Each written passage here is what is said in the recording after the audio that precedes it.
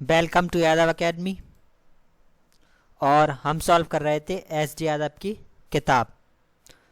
तो पिछली वाली वीडियो में और जो चैप्टर सॉल्व कर रहे हैं हम वो है हमारा प्रतिशत। तो परसेंटेज वाला चैप्टर हम सॉल्व कर रहे थे और पिछली वाली वीडियो में हमने 110 क्वेश्चंस तक कर लिए थे। और जो किताब है वो है हमारी 2019 का एडिशन। ठीक है, तो जो किताब है वो हमारी 2019 का एडिशन है। 110 तक क्वेश्चन कर लिए थे। इसके बाद वाले क्वेश्चंस हम इस वाली वीडियो में करेंगे। देखते हैं, ये हमारा 111वां क्वेश्चन है। इस क्वेश्चन में कहा है राकेश ने एक परीक्षा में 273 अंक प्राप्त किए जो पास प्रतिशत से 5% अधिक थे। जो उसका पास होने का प्रतिशत था उससे 5% अधिक थे। यदि लोकेश को 312 अंक मिले तो उसके पास अंक से कितने प्रतिशत अंक अधिक प्राप्त करके परीक्षा पास की होती, ये हमें निकालना है। तो सबसे पहले मान लिया हमने, माना जो पास अंक है हमारे, जो पास अंक जितने अंक पास करने पे आ रहे हैं वो है हमारे x। तो x अंक हमने मान लिए कि पास करने पे आ रहे हैं। अब वो कह रहा है कि राकेश ने एक परीक्षा में 273 अंक प्राप्त किए जो कि पास प्रतिशत के 5% अधिक थे। यानी कि जितने पास करने पे जो प्रतिशत आता, जो प्रतिशत यहाँ पे निकाल रहे हैं वो पूरे अंक का नहीं ले रहे हैं, वो किसका ले रहे हैं, पास वाले अंकों का। तो 5% से 5% अधिक है। तो पास का प्रतिशत अधिक अगर 100 होगा तो जो एक 5% अधिक हो रहे हैं, तो जो अगर पूरे उसके कुल मार्क्स हैं जो 273 मार्क्स हैं वो हो जाएंगे 5% का 105%, 100% ही और 5% पास करने के। तो जो प्राप्त अंक हैं वो इसके हो जाएंगे, एक तो जो पास करने के मार्क्स हैं वो और प्लस का 5%। तो पास करने के हमने तो ये हो जाएंगे टोटल पास मार्क्स का, यानी कि x का 105% टोटल मार्क्स हैं x, और 5% से 5% अधिक है तो x का 5% हो जाएगा। प्रतिशत ये आ गया, इसके प्राप्त अंक निकालेंगे जो इससे प्राप्त होंगे, और जो कि हमें दिया है किसके 273 के बराबर। परसेंटेज हटा देंगे, नीचे 100 आ जाएगा। तो ये काट देंगे हम 21 से और ये कट जाएगा 20 से। तो ये कट जाएगा 21 13 से। तो x बराबर हो जाएगा ये हमारा 13 गुणे 20 यानी कि 260। तो जो पास करने के लिए मार्क्स चाहिए वो हैं इसके 260। अब वो कह रहा है यदि लोकेश को 312 अंक प्राप्त होते, 312 अंक प्राप्त होते तो जो अधिक अंक प्राप्त होते वो निकाल लेंगे।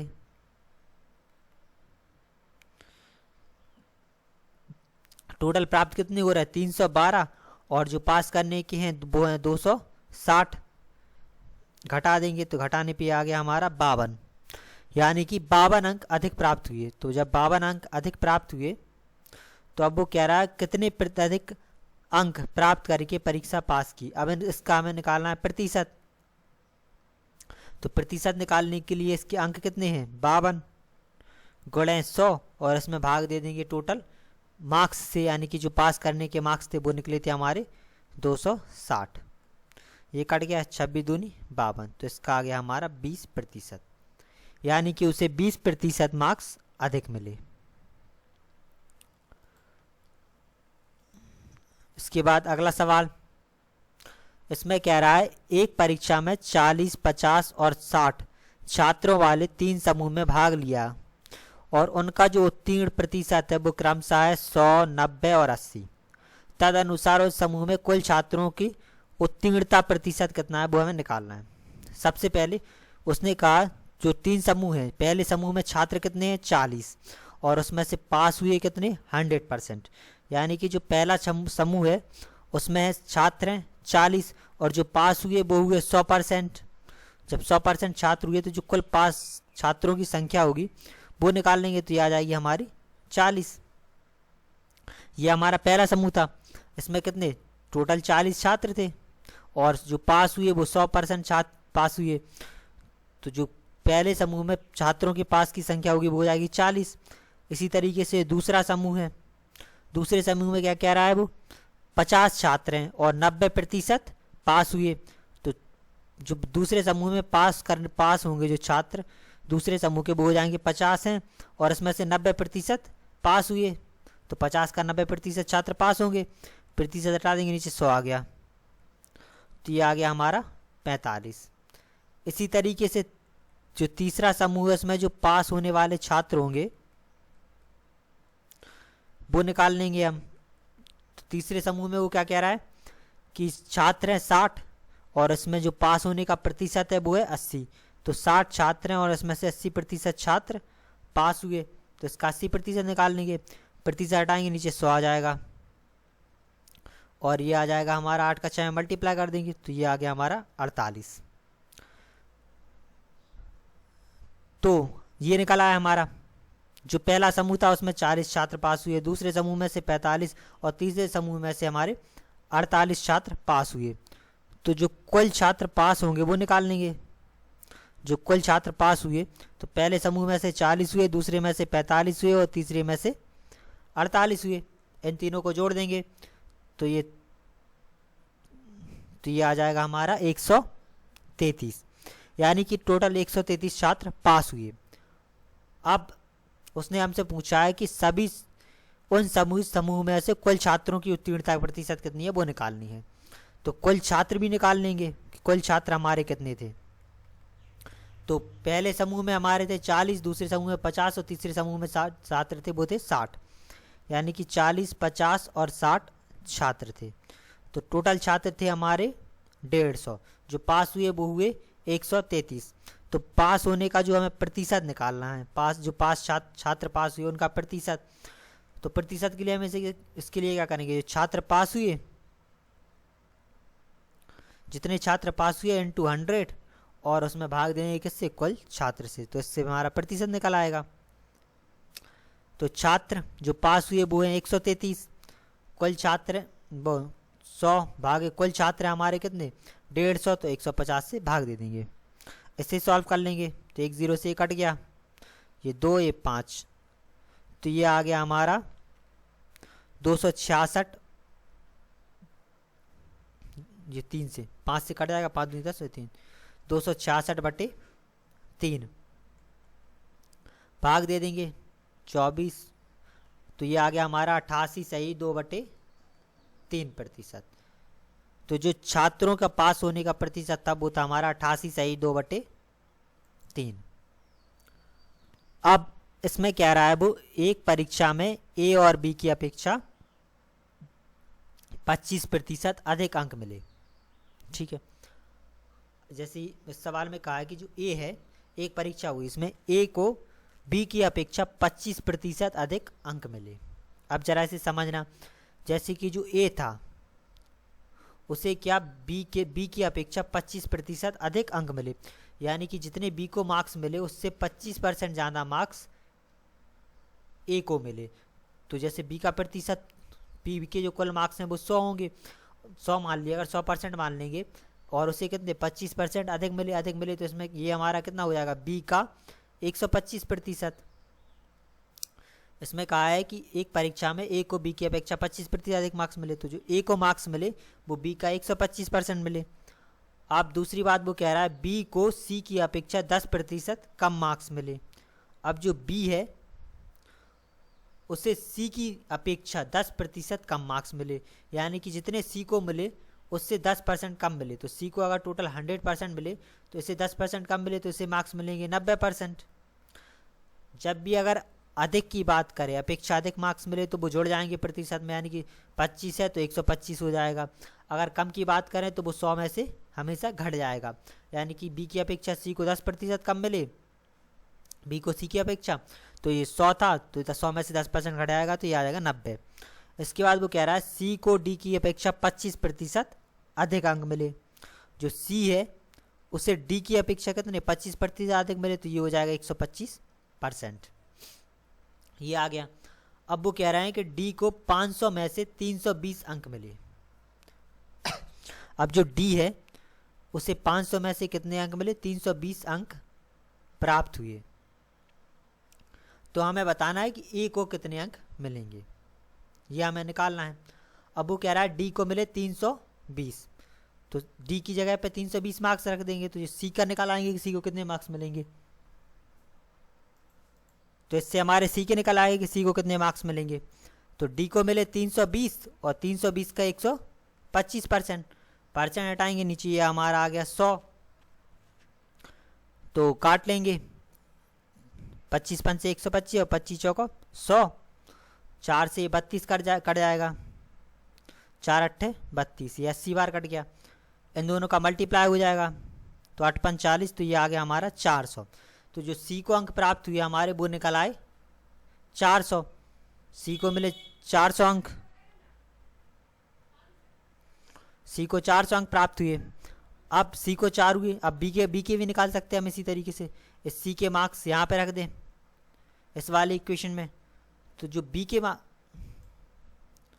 तो जो हमारे बी के दिए हमें वो दिए हैं सी का 90%, तो सी के हमने निकाल ही लिए। सी के आया 400, तो ये हो जाएगा 400 का 90%, परसेंट हटाएंगे नीचे 100 आ जाएगा, काट दिया,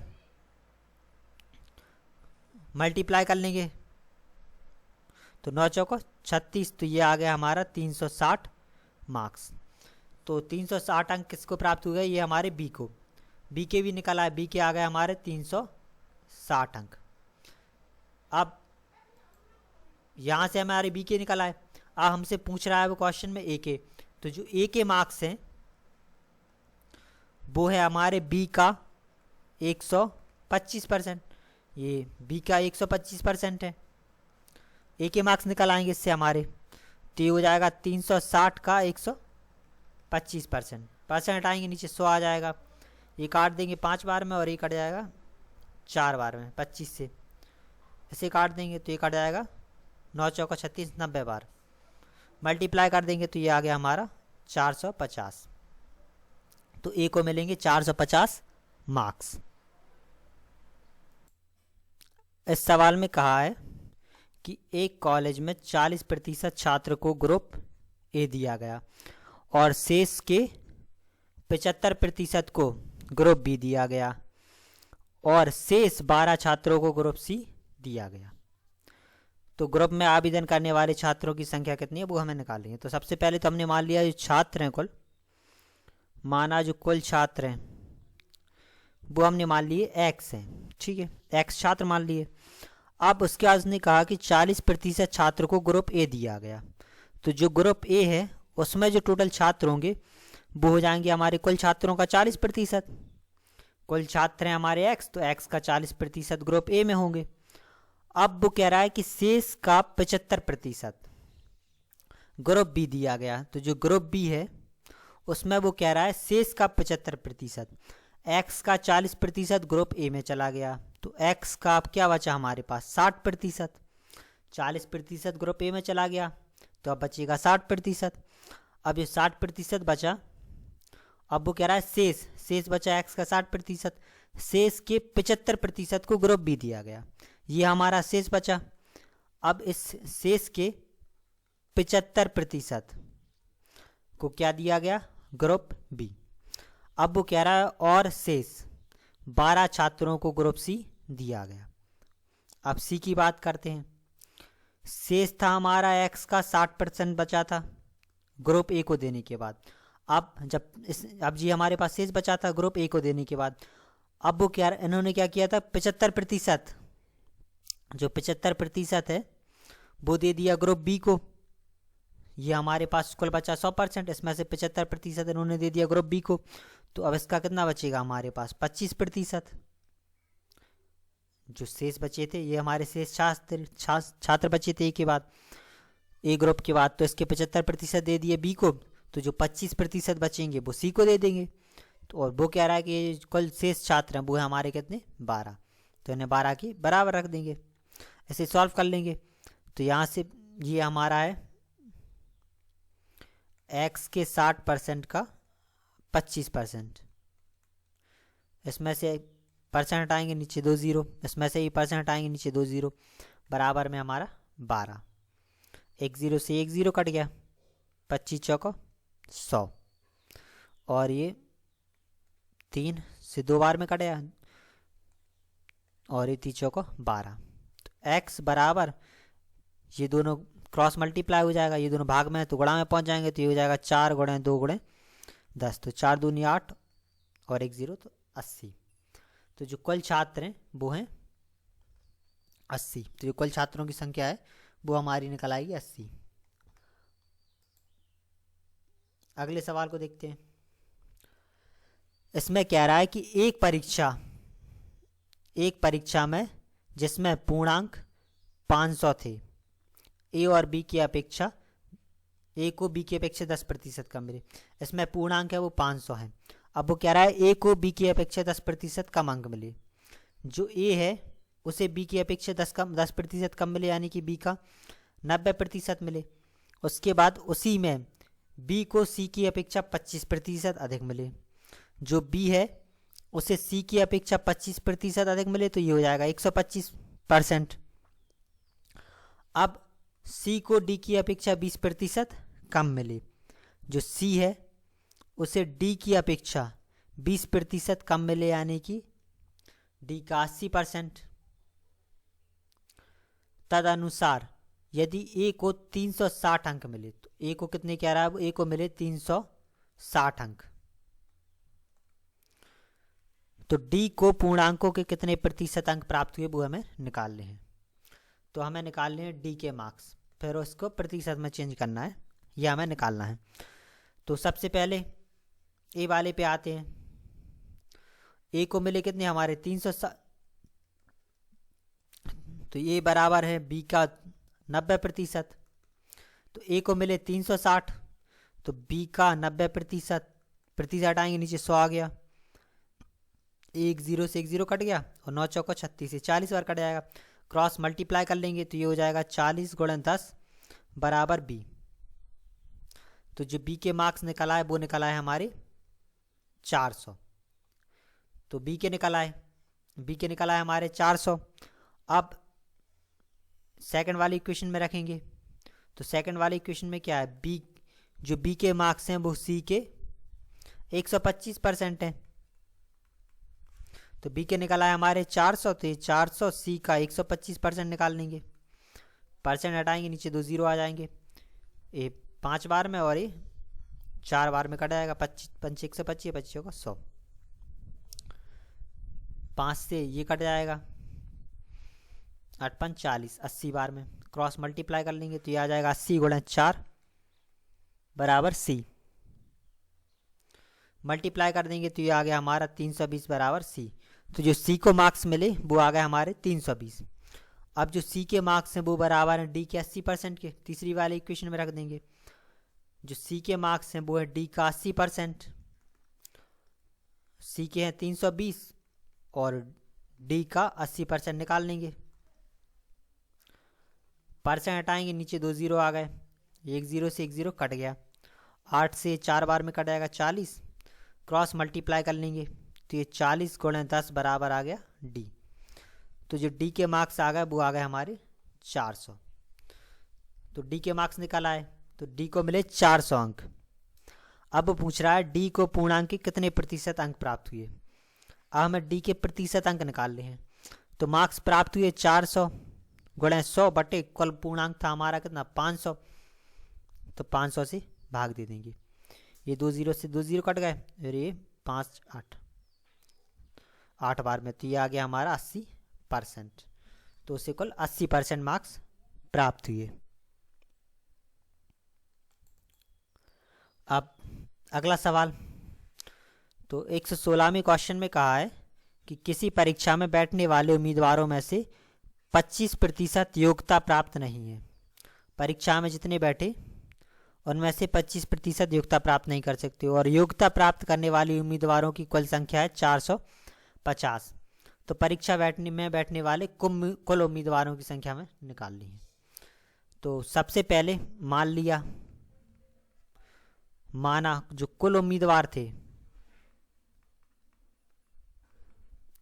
वो मान लिया हमने x थे।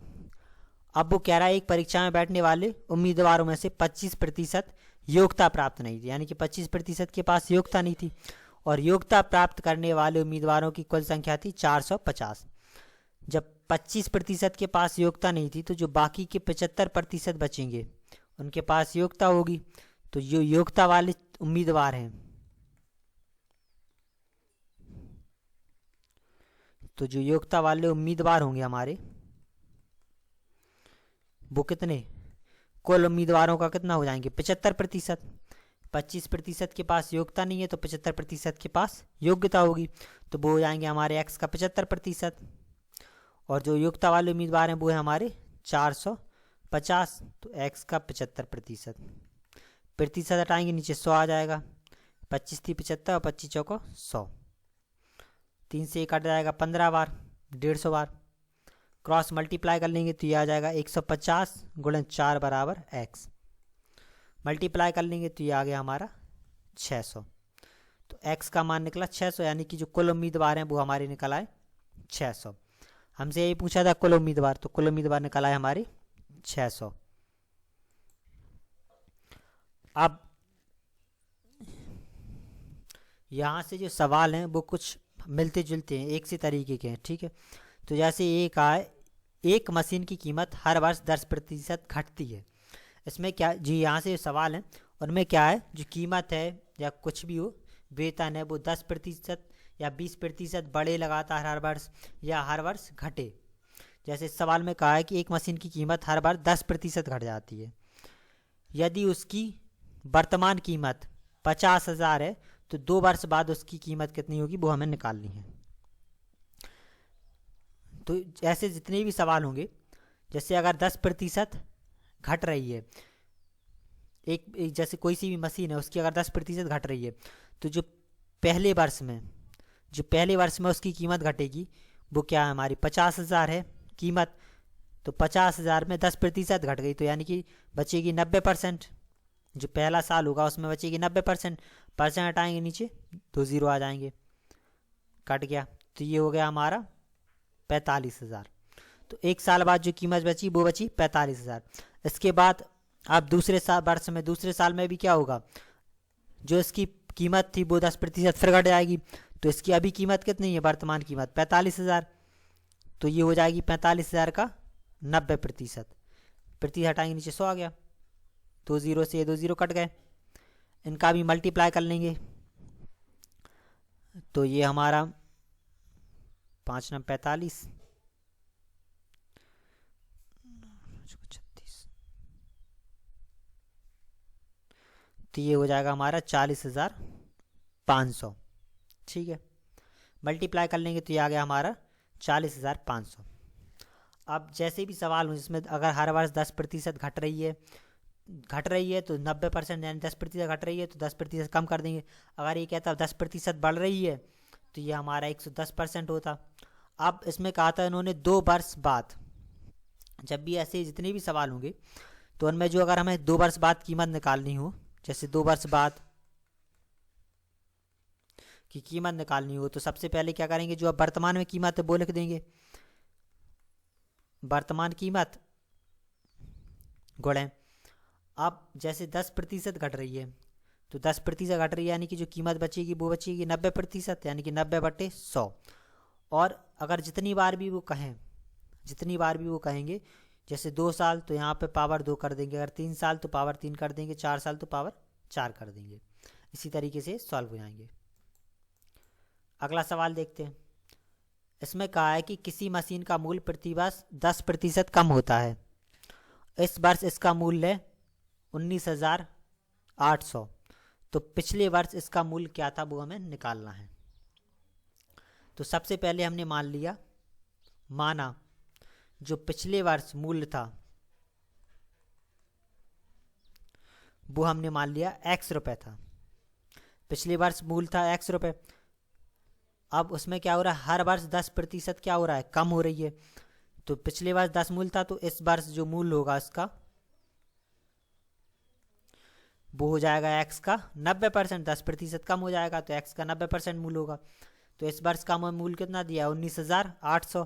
तो ये बराबर में रख देंगे हम 19,800 के। परसेंट हटाएंगे, नीचे 2 जीरो आ गए, एक ये कट गया, 9 से काट देंगे तो ये 9 दूनी 18, 9 दूनी 18, 2 जीरो। क्रॉस मल्टीप्लाई कर लेंगे तो x बराबर आ गया हमारा 22,000 रुपये। तो जो इसके पिछले वर्ष मूल था वो निकल आएगा हमारा 22,000 रुपये। अब इस सवाल में कहा है एक कर्मचारी के वेतन में हर वर्ष जुलाई के महीने में 10% की वृद्धि होती है। यदि मई 2000 में उसका वेतन 15,000 था तो अक्टूबर 2001 में उसका वेतन कितना होगा। तो हमें निकालना है अक्टूबर 2001 में उसका वेतन कितना होगा, वो हमें निकालना है वेतन। जो उसकी मई थी उसमें वेतन था उसका 15,000, मई में था उसका वेतन 15,000। अब वो कह रहा है हर वर्ष जुलाई में 10% की वृद्धि हो जाती है। तो जैसे ही मई के बाद क्या आएगा, जून, मई के बाद आएगा जून, और जून के बाद आएगी जुलाई। जैसे ही जुलाई आएगी 2000 की, तो सबसे पहले उसमें क्या एक वर्ष की वृद्धि होगी, यानी कि उसमें 10% की वृद्धि होगी, तो ये हो जाएगा 110%। इसके बाद जब अगली साल 2001 है, यहाँ पे कब तक दिया, अक्टूबर में पूछ रहा है, तो अक्टूबर से पहले सितंबर है, और उससे पहले क्या जुलाई, अगस्त, तो उससे पहले जुलाई आएगी, यानी कि जुलाई में इसका वेतन एक बार और बढ़ेगा 110%। तो इसका जो वेतन है कुल वो कितनी बार बढ़ेगा, 2 बार बढ़ेगा। एक तो 2001 में भी बढ़ेगा, क्योंकि यहाँ पे वेतन उसका कब दिया है, मई में दिया है, तो मई के बाद जुलाई में बढ़ेगा, और उसके बाद अगली साल 2001 में जुलाई में फिर बढ़ेगा। तो ये 15,000 वेतन था, पहले वाले में बढ़ेगा, ये 2000 में बढ़ेगा, और ये 2001 में जुलाई में बढ़ेगा। तो निकाल लेंगे, परसेंट हटाएंगे, नीचे 100 आ जाएगा, इसमें ये परसेंट हटाएंगे, नीचे 100 आ जाएगा, 1 जीरो से 1 जीरो, और ये 2 जीरो से 2 जीरो कट जाएंगे। क्रॉस मल्टीप्लाई कर लेंगे, ये 15 और ये 100, ये 150 और ये 121। अब इन सब का मल्टीप्लाई कर देंगे, तो मल्टीप्लाई करने पे आ जाएगा हमारा ये 18,150 रुपये। ठीक है, तो 18,150 रुपये उसका वेतन हो जाएगा। अब वो कह रहा है कि महेश 1,60,000 वार्षिक वेतन की विक्रय प्रतिनिधि के रूप में काम करना शुरू करता है। यदि उसके वेतन में हर वर्ष 15% की वृद्धि हो रही है, तो उसने कंपनी के कितने वर्षों तक काम किया कि उसका जो वार्षिक वेतन है वो 2,79,841 रुपये हो जाए। यह हमें निकालना है। तो सबसे पहले हमने माना जो उसने वर्षों तक काम किया, जो वर्षों तक काम किया, तो वो मान लिया हमने x वर्ष, यानी कि उसने x वर्ष तक काम किया। ठीक है, उसका इतना वार्षिक वेतन था, और बाद में जो वेतन है वो इतना हो गया, यानी कि x वर्ष बाद जो उसका वेतन होगा वो हो जाएगा जो अभी वर्तमान वेतन है, और गुणे हर वर्ष वेतन उसका कितना बढ़ रहा है, 15%, यानी कि हर वर्ष उसका हो रहा है 115% वेतन। तो परसेंट हटाएंगे, नीचे 100 आ जाएगा, यानी कि 115/100, और उसने कुल कितने x वर्षों तक काम किया, तो इसकी पावर x इतना हो जाएगा। तो x वर्ष का उसका वेतन है 2,79,841, जो उसका वर्तमान वेतन है वो है 1,60,000, और ये हमारा 15 काट देंगे तो ये 23, और ये 20 बार कट जाएगा, तो ये 23/20 की पावर x ये आ गया। क्रॉस मल्टीप्लाई कर लेंगे तो 1 लाख नीचे पहुंच जाएगा 1,60,000, तो ये 2,79,841 बटे ये हमारा 1,60,000 बराबर में ये हमारा 23/20 की पावर x। अब इसे भी हम किसके 23/20 की पावर में चेंज कर लेंगे, तो ये हो जाएगा हमारा 23/20 की पावर 4। 23 की पावर 4 करेंगे तो इतना आ जाएगा, और ये 20 की पावर 4 कर देंगे तो ये हमारा 1,60,000 आ जाएगा। तो बराबर में हमारा 23/20 की पावर x। अब इन दोनों के क्या आधार समान है, इसका और इसका। अगर आधार समान होते तो हमेशा घातें भी कैसी होती, समान। तो 4 बराबर में आ जाएगा x।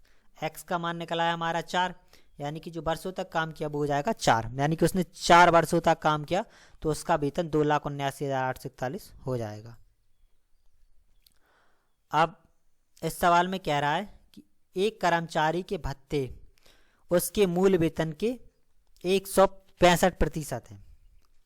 एक कर्मचारी है, उसका जो भत्ता है उसके मूल वेतन से कितना है, 165% अधिक है। और इसके बाद यदि उस कर्मचारी का समग्र वेतन 11,925 है तो उसका मूल वेतन कितना होगा वो हमें निकालना है। तो सबसे पहले हमने मान लिया मूल वेतन मान लिया हमने x रुपए है। अब x रुपए उसका मूल वेतन है और जो उसका भत्ता है, भत्ता उसके मूल वेतन से कितना 165% है। तो जो उसका भत्ता है वो हो जाएगा x का 65%, 165%। ठीक है, क्योंकि वो मूल वेतन का कितना 165%, मूल वेतन है x का 165% भत्ता हो जाएगा। और उसका जो समग्र वेतन है, जो समग्र वेतन होगा वो हो जाएगा मूल वेतन और प्लस का भत्ता। तो समग्र वेतन दिया है हमें 11,925, जो उसका मूल वेतन है वो है x रुपए, प्लस जो उसका भत्ता है वो है x का 165%। परसेंट हटाएंगे नीचे 100 आ जाएगा।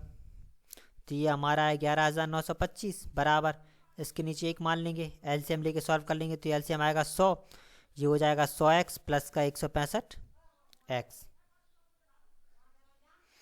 तो ये हमारा 11,925 है। इन दोनों को जोड़ देंगे तो ये हो गया हमारा 265x बटे 100। क्रॉस मल्टीप्लाई कर लेंगे तो ये हमारा 11,925 गुणे 100 और बटे में हो जाएगा हमारा 265 बराबर x। ये आ गया। अब इसके बाद से हम सॉल्व कर लेंगे। तो सबसे पहले ये 5 से कट जाएगा, ऐसे हम 5 से काट देंगे तो ये 5 25, 5 3 15, 53 बार कट गया। और इसे भी हम 5 से काट देंगे तो ये 5 दूनी 10, तो ये 2,385 बार कट जाएगा। ये 53 से ये फिर कट जाएगा तो ये कट जाएगा हमारा 45 बार। तो x बराबर हमारा आ जाएगा 4500।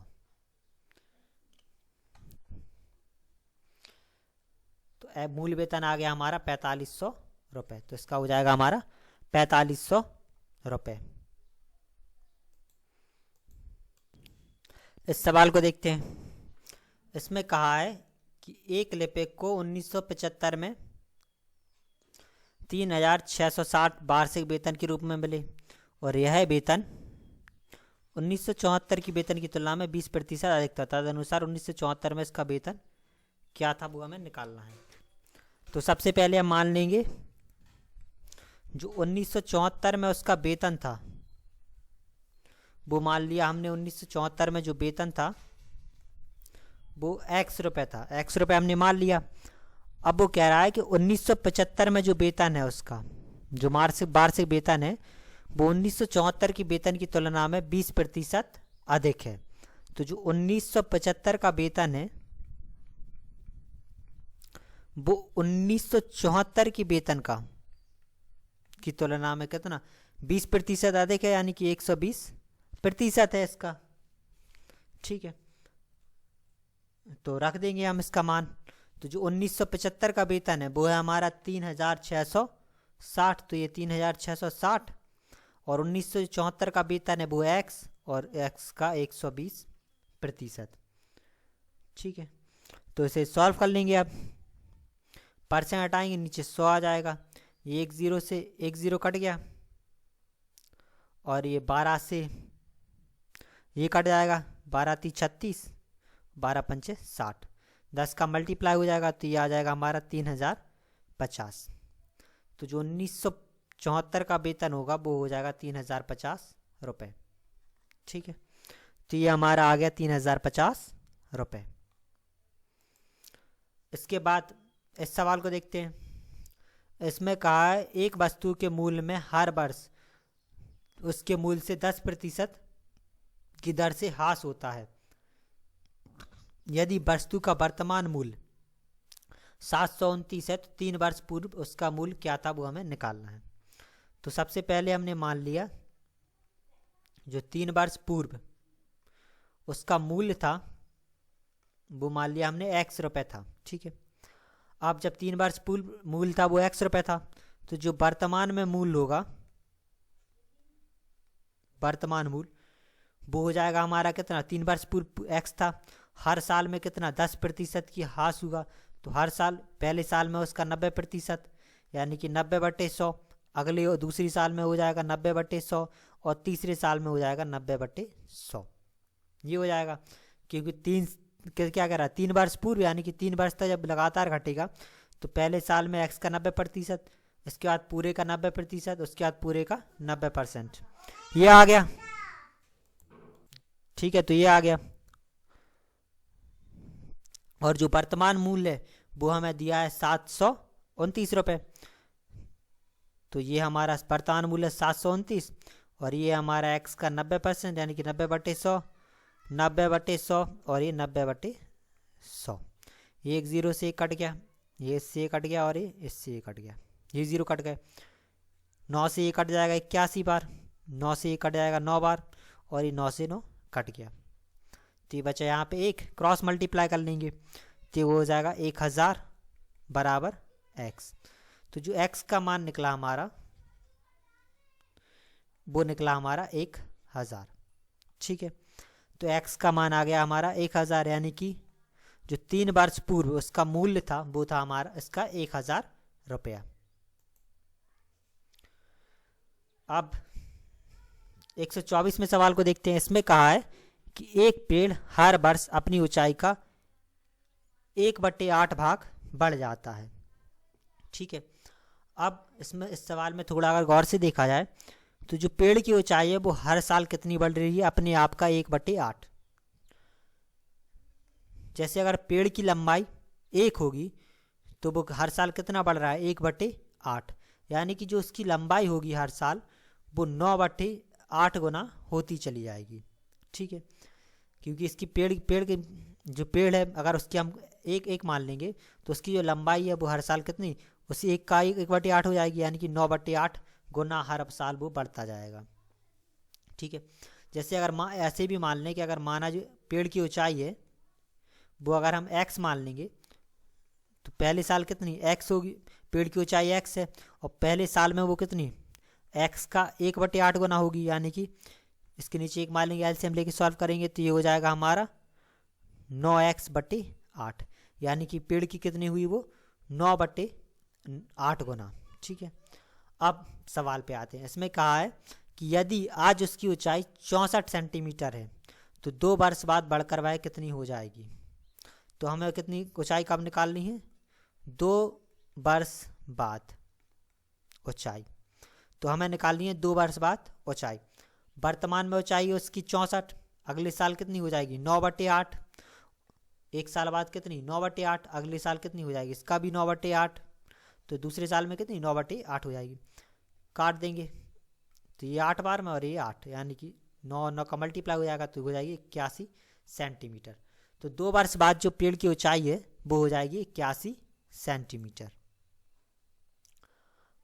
अब इस सवाल को देखते हैं। इसमें कहा एक महाविद्यालय के व्यावसायिक पाठ्यक्रम में हर वर्ष 15% सीटें बढ़ जाती हैं। यदि सन 2012 में 800 विद्यार्थी थे तो सन 2014 में कितने हो जाएंगे। ठीक है, हर साल 15 सीटें बढ़ रही हैं, 12 में 800 थे, 13, 14 में पूछा हमसे कितने हो जाएंगे। तो 2014 में विद्यार्थियों की संख्या हमें निकालनी है। तो अभी विद्यार्थी कितने हैं 800, हर वर्ष कितनी 15% सीटें बढ़ रही हैं, तो यानी कि अगले साल कितने 115% हो जाएंगे। और कब तक, ये 2013 में हो जाएंगे 115, उसके बाद 2014 में कितने हो जाएंगे, इसका भी 115%। परसेंट हटाएंगे नीचे 100 आ जाएगा, इसके भी परसेंट हटाएंगे नीचे 100 आ जाएगा। ऐसे सॉल्व कर लेंगे। जब भी जितने भी वर्ष दिए हैं उतने ही बार उतने ही से मल्टीप्लाई करना है हमें बस। जैसे यहाँ पे कितना 2012 था तो कितने वर्ष होंगे 2013 और 2014 का निकालना है तो 2 वर्ष होंगे। तो 2 वर्ष होंगे यानी कि 15% बढ़ रही है तो 115/100 और 115/100 का 2 बार मल्टीप्लाई करना है।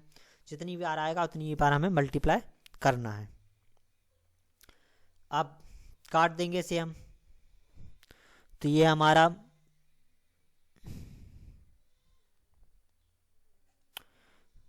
इसे काट देंगे किससे 5 से काट देंगे तो ये 5 दूनी 10 और 5 × 3 = 15। ये भी कट जाएगा हमारा 5 से तो 20 × 5 = 100 तो ये 23 और ये 20। ये 2 0 से ये 2 0 कट जाएंगे, 2 से ये 4 बार में और ये 2 बार में, ये कट गया।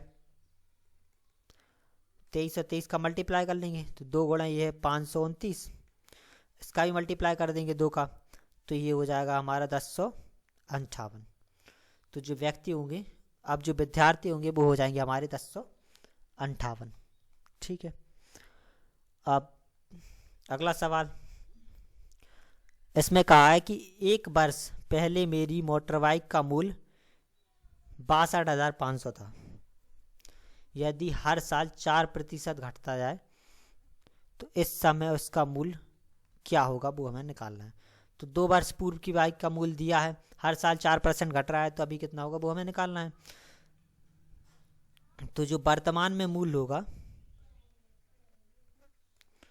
2 वर्ष पहले था 62,500, हर साल कितना 4% घट रहा है यानी कि हर साल 4% घट रहा है तो 96% बचेगा पहले साल में और दूसरे साल में भी कितना 96%।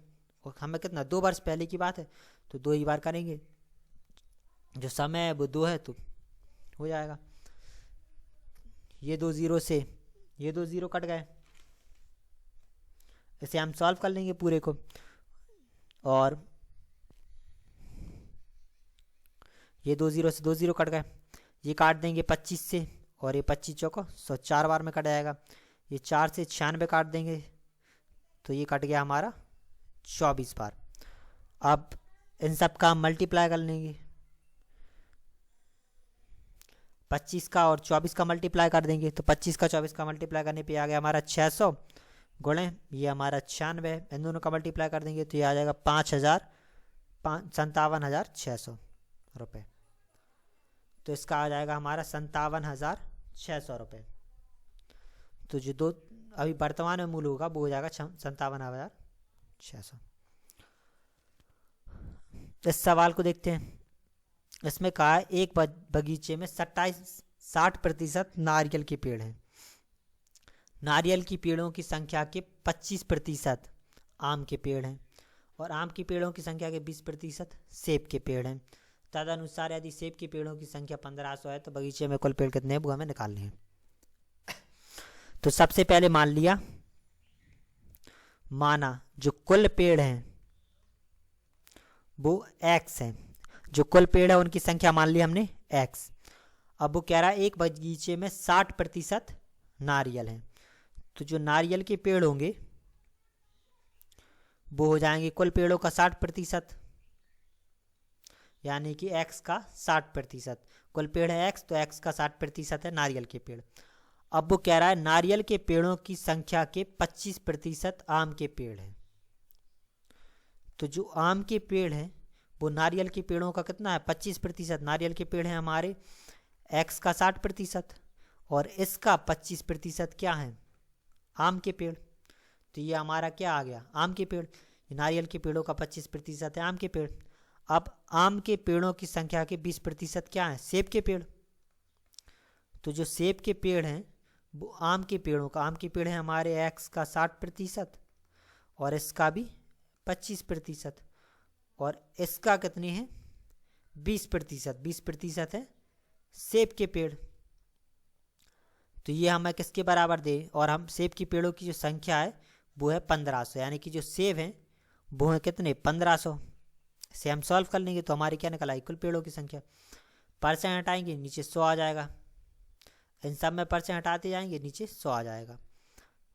तो ये 1 0 से 1 0 कट गया। सॉल्व कर लेंगे तो ये x का 6/10, ये 25/100 और ये हमारा 20/100 100 बराबर में है 1500। 25 से कट जाएगा 4 बार में, ये 1 0 से 1 0 कट गया, ये 3 से और ये 2 बार में कट जाएगा, ये 2 से ये 2 कट गया, और ये 3 से ये कट जाएगा 500 बार में। तो x बराबर में आ गया हमारा 500 गुणे 10 गुणे 10, तो ये आ गया हमारा 50,000। तो जो कुल पेड़ों की संख्या है वो है इसकी 50,000। अब 128वें क्वेश्चन को देखते हैं। इसमें कहा है एक संख्या 10% घटाने से 30 रह जाती है, तो उसे 40 बनाने के लिए उसमें कितने प्रतिशत बढ़ाया जाए। तो सबसे पहले तो हम संख्या मान लेंगे। माना जो संख्या है हमारे पास वो x है। अब वो कह रहा है एक संख्या 10% घटाने पे 30 रह जाती है। 10% घटा दिया तो जो संख्या है जब 10% घटा देंगे यानी कि वो बचेगी 90%, और 10% घटाने पर अब वो कितनी रह जा रही है 30, यानी कि संख्या का 90% है 30। 10% घटा दिया, संख्या बची 90%, तो संख्या का 90% है 30। प्रतिशत हटाएंगे नीचे 100 आ जाएगा, 30 से कट गया 3 बार में, तो x बराबर आ गया 100/3। तो जो संख्या है हमारी वो निकल आई, तो संख्या निकल आई हमारी। संख्या निकालने के बाद अब वो कह रहा है उसे 40 बनाने के लिए उसे कितने प्रतिशत बढ़ाना चाहिए। तो हम मान लेंगे, माना 22% करने पर, यानी कि संख्या को हम 22% बढ़ा दिया, ठीक है। तो संख्या थी हमारी x प्लस, अब उसी x को 22% और बढ़ा दिया, तो जैसे संख्या निकली हमारी 100/3 है, तो संख्या हमारी 100/3 हो गई। इसके बाद इसी संख्या को हमने 22% और बढ़ा दिया। जब 22% और बढ़ा दिया तो संख्या कितनी हो जानी चाहिए 40, ठीक है। प्रतिशत हटाएंगे नीचे 100 आ गया, ये 100 से 100 कट गया। इस 40 को 100/3 को इस तरफ ले जाएंगे तो ये हो जाएगा 22/3 बराबर 40 माइनस का 100/3। तो ये हमारा 22/3 बराबर, इसके नीचे 1 मान लेंगे, एलसीएम लेके सॉल्व करेंगे 3, तो ये हो गया 120 माइनस का 100, ये 3 से ये 3 कट गया, तो y बराबर आ गया हमारा 20%।